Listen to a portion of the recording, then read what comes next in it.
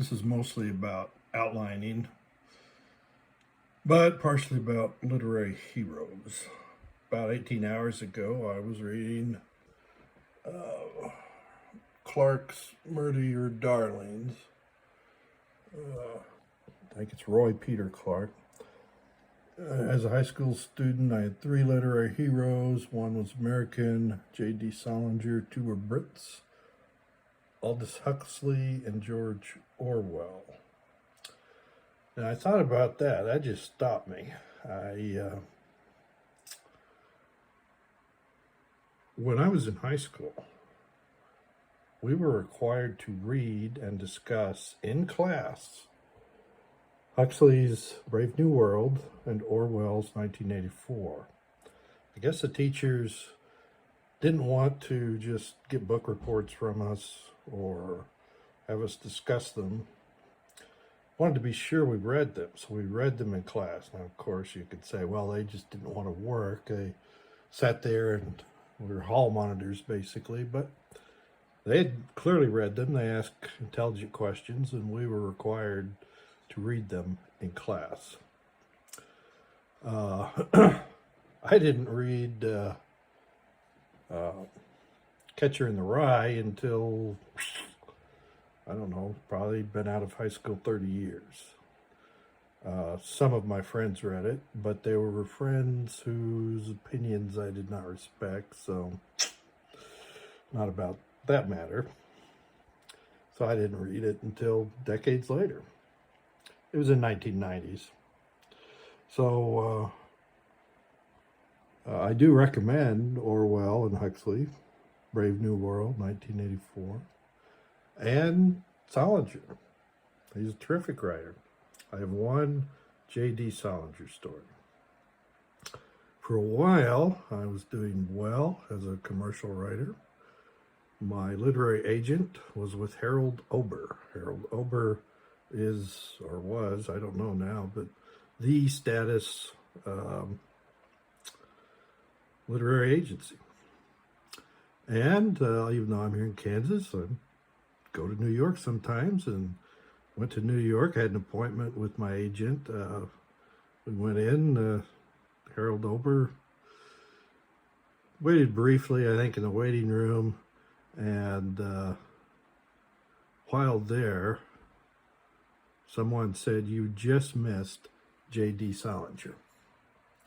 Harold Ober also represented J.D. Salinger, and he came into the office sometimes. So when I was still represented by Harold Ober, I would sometimes show friends their website, and it had their list of people they represented, and Robert Beatty was there on the list, alphabetically ahead of Salinger. The literary heroes. I narrowed mine down to one. Using now Vladimir Nabokov, he should be on any list of authors to be read. But mine was Isaac Asimov. I have undoubtedly read Asimov more than any other writer. Many times, including in his posthumously published final memoir, Isaac Asimov, or I, Asimov, 94, Asimov wrote that he never put fingers to keyboard to write a story until he had completely thought out the story's ending. Knowing the ending, he could type confidently toward that end. In other words, Asimov plotted his stories, outlined his stories in advance of writing them. Now, that has always changed. I'm going to talk about Dickens here. He didn't outline much at the beginning, outlined a great deal at the end. But Asimov was first inspired to write by Edward Stratmeyer, a Rover Boy story that he said he slavishly imitated. So I can understand that. I'm a big fan of Edward Stratmeyer and his work, so I can understand why Asimov was implied. Asimov explained in his memoir that he was never happy with any of his stories until he started his method of plotting his ending in advance.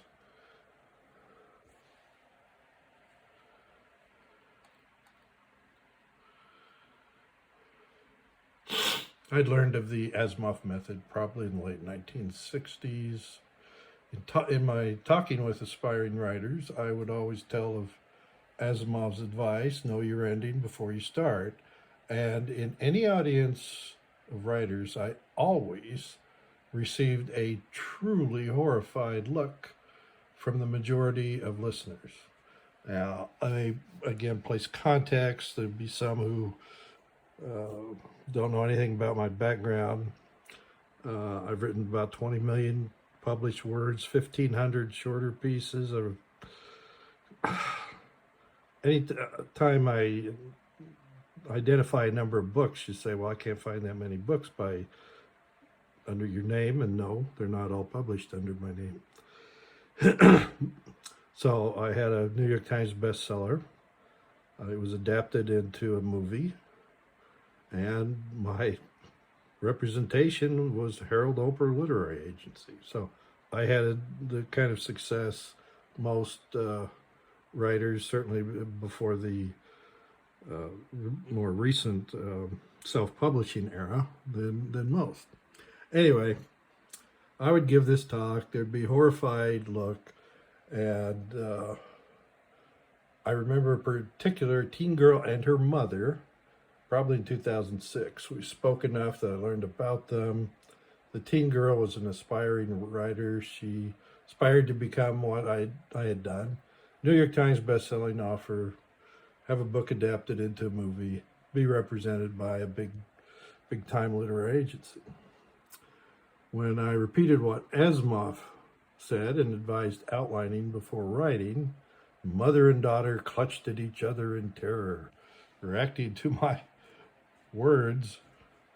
Uh-oh.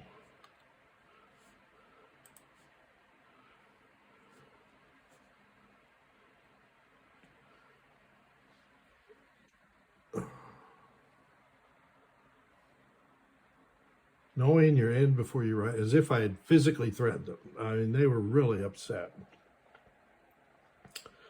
They disputed my claim, which was actually, I was citing Asimov's claim, talking about Asimov, that a writer should know the end of their story before they started typing.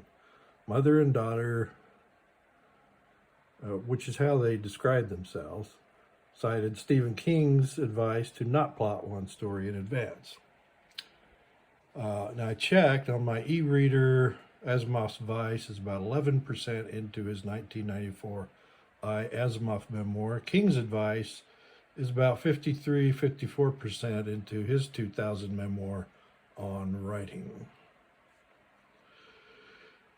Asimov says to outline. Most professional writers say to outline. Vonnegut outline. Joseph Heller outline. In fact, he has his outline in a museum. J.K. Rowling outlined. That's part of that's on the internet.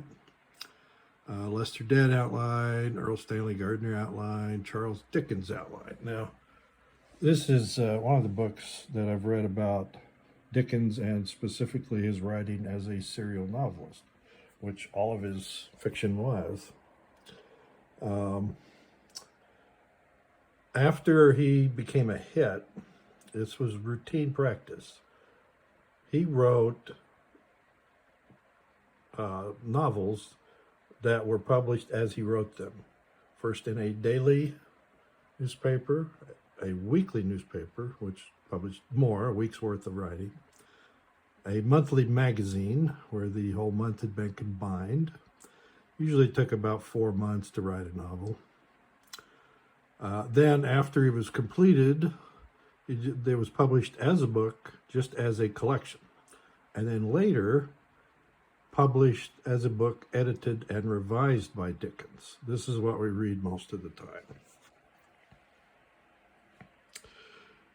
So I not only have this book, but see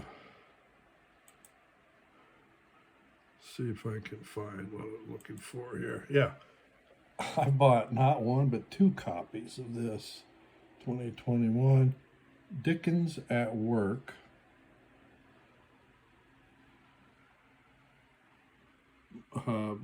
John Butt and Kathleen Tillotson. Uh, very, very fascinating. And I have just moved recently, and I can't find my copy, either copy.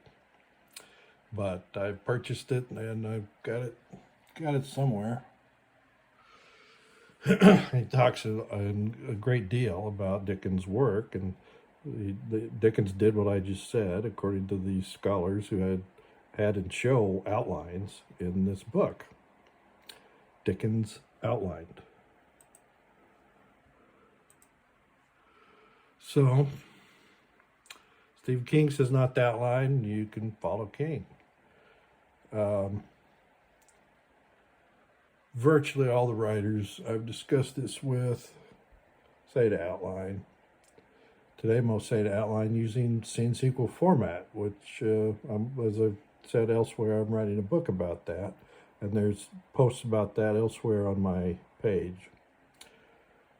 Saying not to outline, like King, is the minority actual practice, I'm certain, but